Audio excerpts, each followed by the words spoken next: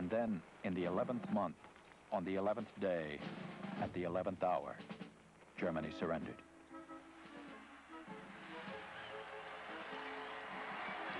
Out of the trenches, into the open. Axis troops and allies could again be men. It had been a bitter struggle. It was over. Our men were coming home. The Army, the Navy, and the Marines. The infantry and the cavalry. Home to their wives, mothers, sweethearts.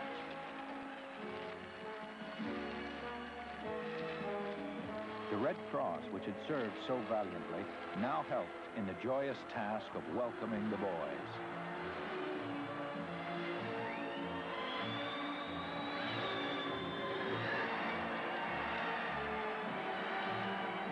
In cities and towns all across the land, thousands, then 100,000s, then millions joined in the celebration.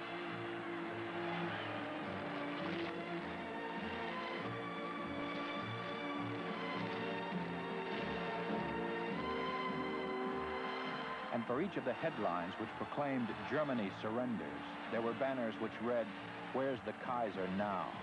Or simply, "I told you so."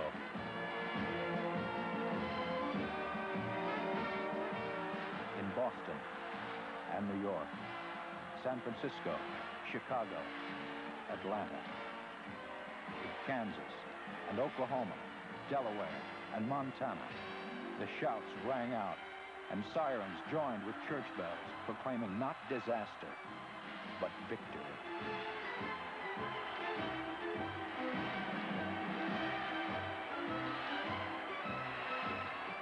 In New York, one observer noted, it was enough to walk the streets with 10,000 strangers and to realize that in that moment of good news, not one of them was really a stranger.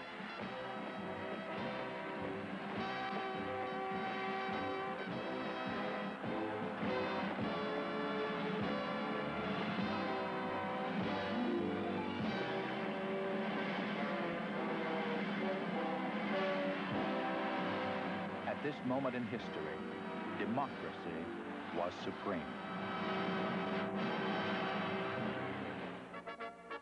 Within a month of the armistice, President Wilson left for Europe as head of the American peace delegation. He was welcomed in London by King George and the grateful people of Britain. Wilson carried with him his plan for peace, a peace without victory which he hoped would make possible a world without war.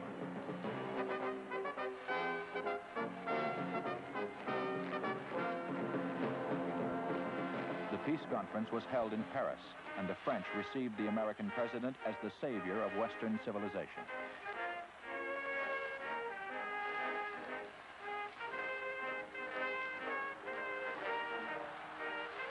He called his plan for peace the 14 points. After weeks of heated debate, the treaty was signed at the Palace of Versailles in the Great Hall of Mirrors. Despite the compromises required to secure the agreement of the Allied powers, Wilson was pleased that the Versailles Treaty included his 14th point, for it provided for a League of Nations, and the League was the heart of Wilson's peace plan. As he left France and sailed home to America, exhausted from his efforts, he was unaware of the resistance he would meet when he presented the treaty to Congress for ratification. For America was weary of war, tired of idealistic talk of noble sacrifice. Many were unwilling to honor the commitments Wilson had made in Paris. We could not forget the war or the thousands of doughboys who had died.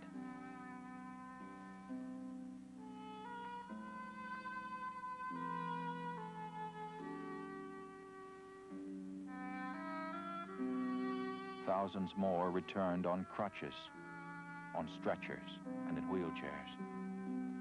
And for these broken men and their families, the war could not be forgotten.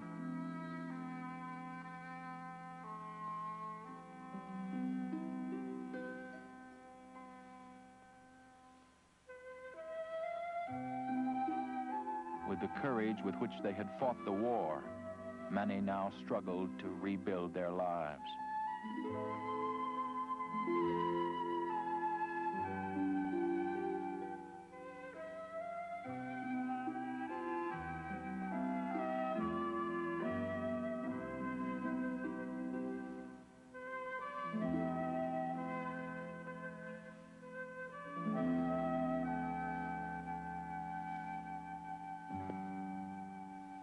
For some of the victims of shell shock, the war would never end.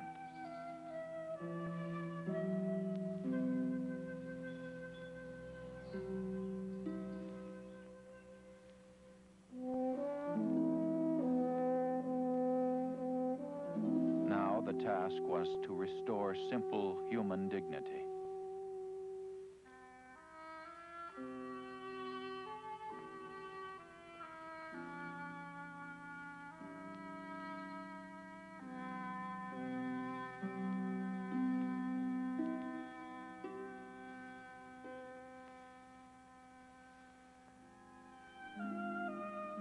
As opposition mounted to the treaty and the League, Wilson appealed to the people. On his cross-country campaign, his speeches were among the greatest of his career, so moving that people wept openly at his words. But Wilson collapsed and was taken back to the White House. A stroke 4 days later left him paralyzed. But by now, Americans had other concerns.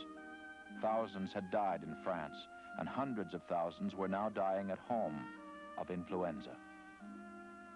It was a worldwide epidemic that had already swept Europe, and many believed it was another result of the war.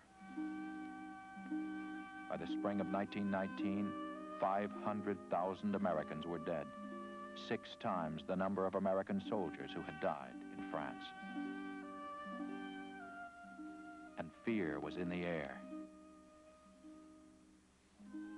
A series of violent strikes that year fed our fears.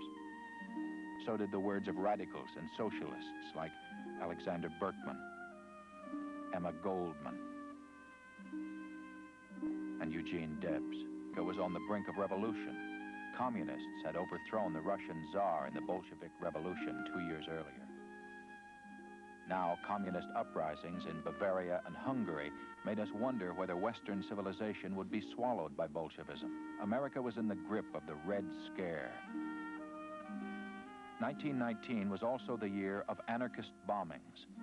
One anarchist was killed while bombing the house of Attorney General A. Mitchell Palmer.